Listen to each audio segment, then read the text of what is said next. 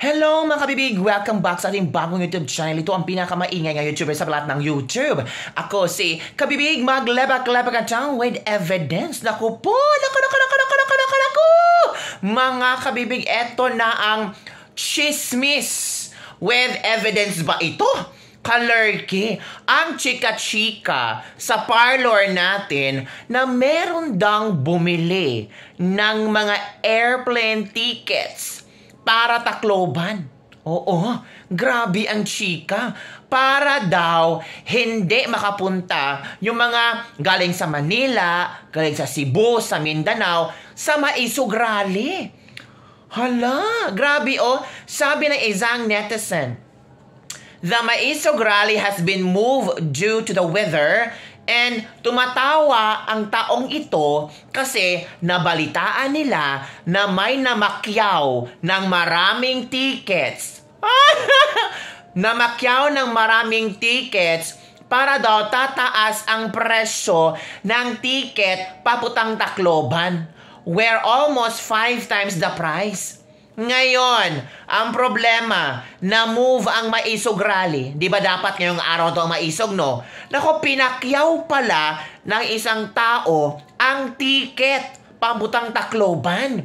Sa sobrang mahal, pinakyaw niya. Hala ka, no? Tapos, ang nakakatawa, na-moved. So, paano na ngayon? Ano ba naman yan, kuya?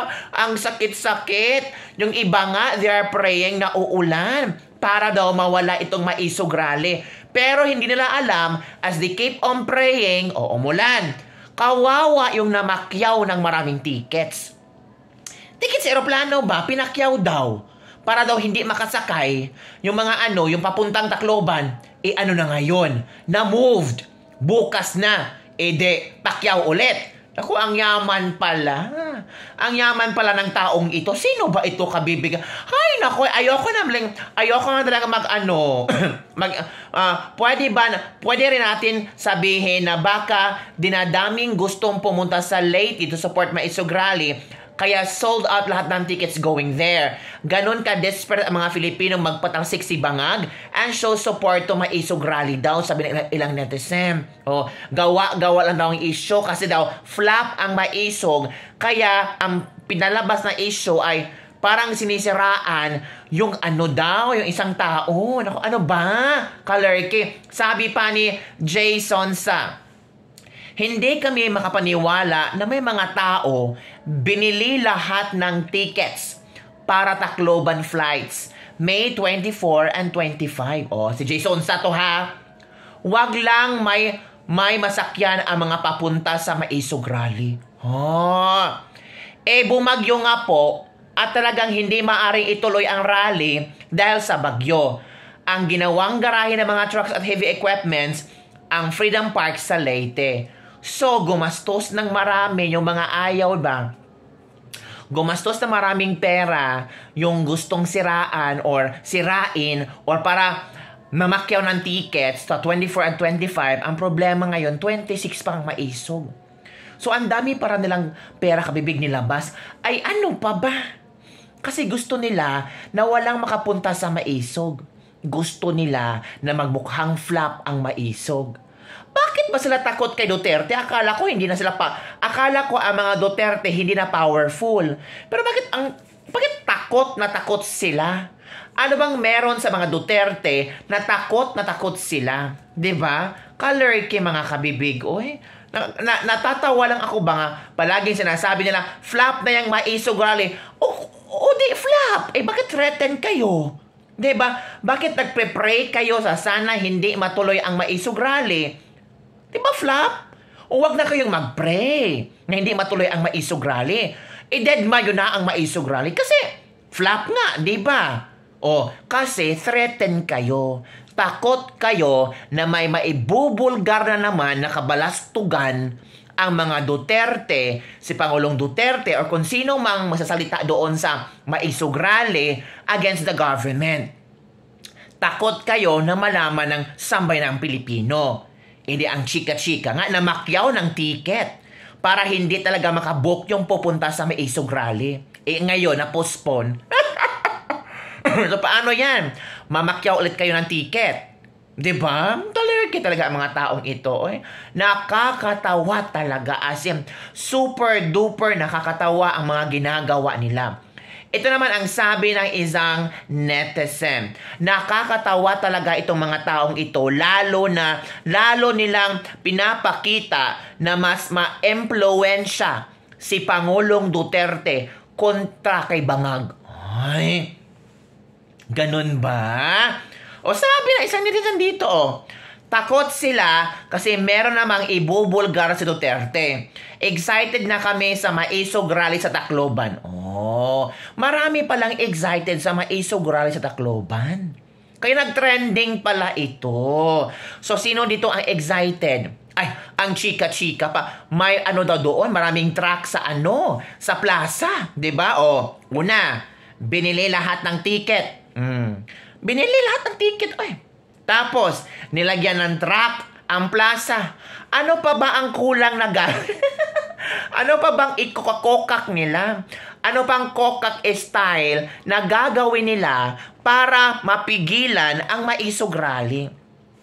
Kung ang Maisog Rally ay pwede nilang pigilan dito sa Pilipinas, nako, mag-international na ang Maisog Rally. Oo, may Hong Kong, may Japan, I think tapos sa Singapore. Naku, madaming countries ang gustong magkaroon ng Maisog Rally. Sa New York, sa America, So, paano ninyo i-stop ang Maisog Rally sa iba't ibang sulok ng mundo?